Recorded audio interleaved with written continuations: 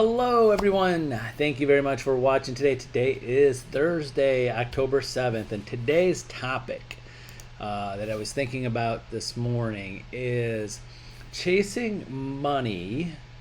If that's your number one thought of money, is the path to poverty, the path to not getting where you are. So I'm going to go over some ideas and thoughts to think about. Of course, we all work for money. We do it for money. I don't think there's any realtor that I know of or anybody that works that gives 100% of all of their money to charity or says, keep it. I don't think there's anybody that does this. So that's the ultimate goal. We already know that. You know that's why you're working. Why keep on thinking about it every day, the beginning of the day, end of the day, middle of the day, of why you're working and what you're doing? So, some things to think about. First, change. The people that think about money, chasing money all of the time. They're getting a new transaction, a new buyer, seller, and they're thinking of the money and they're chasing the money. That's why they're doing it. Always like to change things often, because as soon as something's not working, or they think it's not working, or don't give it time to set in, they change it and don't let things play out. Because this is sales, and especially in real estate, it's a long-term process. It's something that is not, we're not selling products or things that we could convince people to buy today.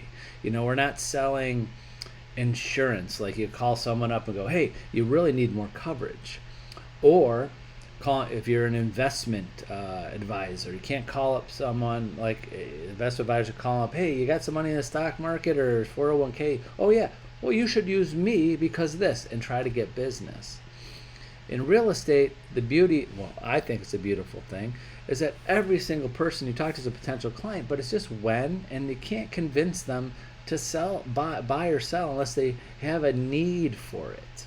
So I won't go into detail about that, but that's why I really try to explain to agents you shouldn't be changing things just because you're not hitting your goals that week, that day, that month, that quarter, or the whole year. It's just basically staying the course. There's companies out there, they're always looking for productivity and how to change things to make employees more happy, more productive, get more output out of people, better work environment, and they change things around. Maybe the times off or lunch breaks, or especially now with COVID, working from home. But a lot of those changes are just temporary, and they might bring a temporary boost, but ultimately sometimes those changes keep failing and make things worse. So the point I'm getting at is that sometimes people that are chasing money are making so many changes all of the time to their day-to-day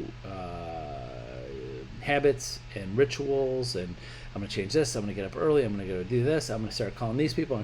It's like a shotgun approach to things. I keep on trying to change things, but sometimes they make such drastic changes that it disrupts your whole life and your whole flow, and that change that you think is going to get you better, it's just disrupted everything else that may have been going well. Does that make sense? Is there things in your life, the things that you've done in the past or doing now, they're like, I'm totally changing all of this, and they're disrupting it. Sometimes the change, like I have agents like totally changing things around, that they take more time with implementing the change than actually doing the work and being productive. Does that sound like something you've done or thinking about doing? I've had agents that have been in the business many, many years, have many past clients in a database of people, and then want to change their whole system to be more productive, more efficient, but don't think about it as that this is a long-term process, and it throws off their whole productivity, and it's like a 3-year cycle. There are companies, and most agents can't do this.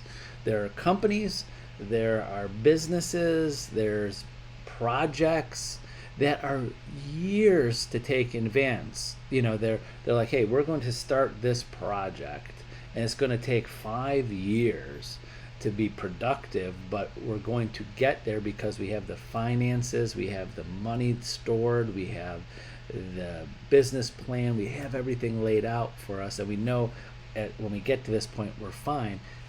Agents, as an individual agent or a small team, usually doesn't have the money in the bank to be non-profitable for years, because to soon to be profit, because they're chasing money. So I've seen many agents and real estate companies chase money, like, we're going to do this now and someday we'll make money. I'm going to invest in this and get more help and buy more leads and do this, and then it's going to take us this amount, and then by next year after, we're going to be more profitable than we are today. One thing my father told me once is that some people can't stand success. What that means, and the way I interpret it and always have, is that if you're doing well sometimes, and you're on the right track, it could be at your goals or getting to your goals, you're getting better. Sometimes they're just like, how can I speed up that process? Let me change this. Let me change that. Let me invest in this. Let me get more leads. Let me, get another office. Let me get this. Let me get that. And then they're being successful, but they take a step back thinking they're making changes that are going to disrupt that constant goals that are being hit, and the constant elevating your success. And because you're chasing the money, you're like, wow, I'm being successful, I'm doing well, so I'm going to do this and this. I see it right now. I see the writing on the wall with many agents, many teams, many businesses out there in real estate, because I've gone through that. I've been through that. So everything I'm telling you, I've been through. I've seen it happen. I've done it myself in the 30 years of real estate, where all of a sudden my bets, my investments, my goals, I'm like, wow, we're doing great. We're going to do even better if we do this. And then disrupt the whole system, because I'm chasing money. I'm chasing, if I'm doing this successful doing this, now if I do this, then I'll be even more successful. I'll be 5 times more successful. That doesn't pay off in the long run. It never does. When you're chasing money, and chasing money as that's your goal every day, and that's your thought and your process, and not thinking about the things that you need to do every day, the relationships that you have to build, the processes and procedures, the organization, the database, the follow-up, the prospecting, the buyer's appointments, the seller appointments, the listing presentations. When you get off track and you're thinking about the money, that's when things get off track. I've seen it happen. It's happened to me, and I see it happen to many agents over 30 years. I don't want to happen to anybody that's here. So today, I challenge you to just keep your eyes down. Do the right things. You know the things you have to do. When you do the right things, the results will come. There's no magic. Many people that are chasing money are always looking for external things that could bring them more things. Like, if I do this, if I buy this, if I invest in that, if I take that or do that. They're always looking for outside things that do even better. But this is an inside game. This is an inside real estate. What you do with it every day. So no matter where you are, that's where you are. You're the number one asset that you have. So invest the time in yourself.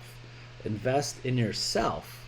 Invest the time, the energy, the commitment in yourself to make those connections, to make those calls, because that's where the success comes, is from inside out, not outside in. And hopefully that makes sense to you.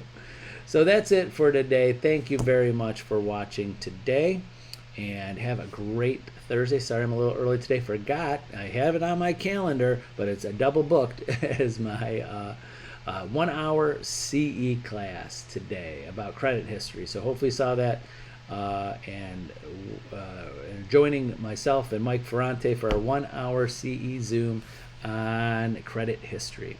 So that's it. Have a great Thursday. We'll see you tomorrow, Friday. Bye-bye.